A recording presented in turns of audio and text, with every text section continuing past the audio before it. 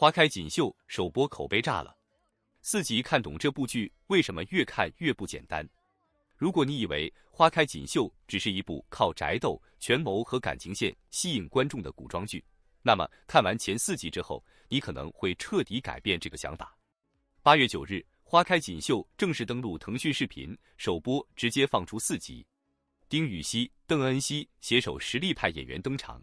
本来不少观众只是抱着先看看的心态点开，结果4集看下来，很多人的第一反应却是2个字：真狠。因为这部剧真正厉害的地方，并不是它有多少反转，而是它把一个看起来金碧辉煌的豪门家族，慢慢撕开了表面的体面。你看到的是大家族、规矩、礼法和荣华富贵，但藏在这些东西下面的，却是权力、利益、牺牲，还有一个又一个被家族规则吞掉的人。更关键的是，这种压迫感并不是靠一句台词直接告诉你，而是通过人物之间一次次看似普通的对话，一次次选择和一次次背叛，慢慢渗透出来。所以，花开锦绣到底为什么会让观众觉得超出预期？今天我们就来聊聊这部剧前4集究竟藏了多少东西。首先必须承认，花开锦绣依然是一部非常典型的商业古装剧。它有清晰的矛盾，有不断升级的冲突，也有让人忍不住想继续追下去的悬念。尤其是在大家族内部，每个人似乎都有自己的算盘。表面上大家都是一家人，见面的时候讲的是亲情，开口的时候讲的是规矩。可是到了真正涉及利益的时候，所谓的亲情马上就变得非常脆弱。你以为一个人在帮你，下一秒可能就发现对方其实是在利用你。你以为一个人是真心疼爱你，可再往下看才发现，你所谓的被偏爱，很可能只是因为你还有利用价值。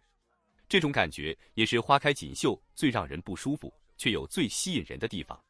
因为它真正讲的，并不是简单的谁是好人，谁是坏人，而是当一个人长期生活在一个扭曲的规则里面之后，他自己到底还能不能保持清醒。而剧中最让人印象深刻的角色之一，就是老祖母。一开始看，他似乎是这个家族里最有威望、最关心晚辈的人。他维护家族体面，也非常在意几个孙女的未来。可是随着剧情推进，观众会越来越发现，这种关心其实是有条件的。只要这些女孩能够维护家族名声，她们就是珍贵的妻子。可一旦她们触碰了家族底线，所谓的亲情就可以瞬间让位给家族利益。这才是这个人物最可怕的地方。他并不是不知道这种规则有多残酷，恰恰相反，他可能比任何人都知道，因为他自己也曾经是这种规则的承受者。可是，当一个人被规则伤害太久之后，并不是所有人都会选择反抗，有些人最终会变成规则最坚定的维护者，然后继续把自己曾经承受过的痛苦施加到下一代身上。于是，一个非常残酷的循环就出现了。受害者变成了施害者，而这一点在前4集里被表现得非常直接。老祖母甚至可以为了所谓的家族名声，对自己的亲孙女下狠手。这个情节真正可怕的地方，不只是下毒本身，而是一个亲人居然可以为了一个抽象的家族体面，放弃一个活生生的人。在这里，生命似乎已经不再重要，重要的是别人怎么看这个家族。重要的是家族的名声能不能保住，重要的是那些所谓的礼教有没有被破坏。而这恰恰也是花开锦绣想要真正讨论的问题。当所谓的名节、规矩和家族荣誉高于一个人的生命时，这些价值究竟还是不是值得守护的东西？更有意思的是，女主角并没有选择乖乖接受这一切。邓恩熙饰演的女主，从一开始就不是一个只会等待别人拯救的传统规格女子。她真正想要的是走出这个家族，是决定自己的命运。这一点看似简单，但放在那个时代的背景下，却意味着她必须挑战整个家族默认的规则。而她最大的敌人，甚至不一定是某一个具体的人，真正困住她的是整个家庭运行的方式，是所有人都认为理所当然的东西，比如婚姻。在这样的家族里，婚姻并不完全属于年轻人自己。所谓父母之命、媒妁之言，本质上就是把个人感情变成家族利益交换的一部分。你和谁结婚，不一定取决于你喜欢谁，可能取决于对方家里有什么，可能取决于这段婚姻能给家族带来什么，甚至可能只是因为这桩婚事能够让整个家族在权力关系中站得更稳。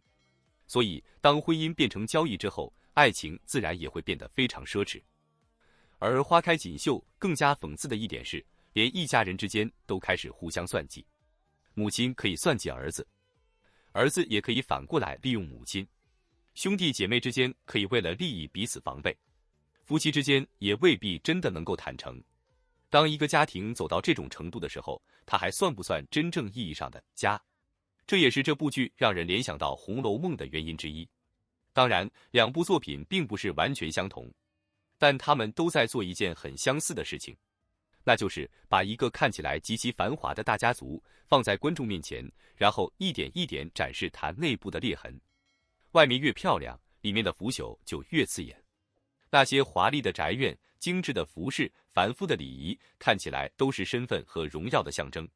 可当镜头真正进入人物内心之后，你会发现这些东西背后充满了压抑。每个人都戴着一张体面的面具，但面具下面可能是恐惧，也可能是欲望，更可能是无法说出口的恨。甚至剧中男主也曾用非常尖锐的方式指出，这个家族的钱并不干净。这句话听起来只是讽刺，但实际上却像是在给整个家族下定义。因为当金钱、权力和利益开始决定一个人的价值之后，家族原本应该存在的温情就会逐渐被消耗掉。所以，花开锦绣真正有意思的地方，是他没有把所有人物简单的分成好人和坏人。就连那个看起来极端，甚至有些疯狂的嫂子，也并不是完全没有道理。她可能自私，也可能偏执，但她却看穿了一件很多人不愿意承认的事情，那就是女主以为自己是被老祖母疼爱的对象，可实际上她同样可能只是家族手中的一枚棋子。这句话为什么那么扎心？因为它直接击碎了女主对这个家庭最后的一层幻想。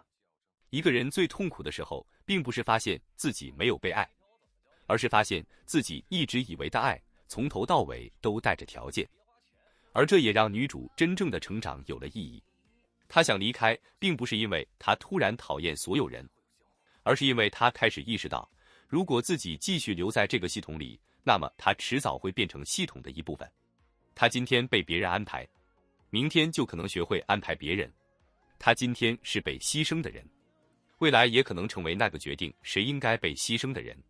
所以他真正想逃离的，其实不只是一个宅院，而是一套已经延续了很多年的生存规则。还有一个很值得注意的细节，就是剧中关于花的表达。很多时候，花并不仅仅是花，人物说的是花，真正表达的却可能是人。看似轻描淡写的一句话，背后可能隐藏着另外一层意思。这种表达方式让花开锦绣不像普通的宅斗剧那样，只靠一个又一个反转推动剧情，它会给观众留下思考的空间。你甚至会发现，同一句话第一次听可能没有什么感觉，等剧情推进之后再回头看，才突然意识到，原来这句话早就在暗示后面的事情。这也是一部作品真正有后劲的表现。当然，一部剧能不能成立，最终还是要回到演员身上。丁禹兮和邓恩熙的表现是前4集非常重要的一部分，尤其是在这种人物关系复杂、台词信息量很大的作品里，演员如果只是把台词念出来，观众很容易觉得剧情拖沓。但当演员能够通过眼神、停顿和细微的情绪变化，把人物真正藏起来的想法表现出来，整个故事就会变得完全不同。更值得注意的是，剧中的一些配角也没有沦为简单的工具人。老祖母、母亲、嫂子以及其他家族成员，每个人似乎都有自己的逻辑。他们做事情不一定正确，但至少有自己的理由。而这恰恰让这个家族变得更加真实。因为现实中的人从来都不是简单的好人和坏人。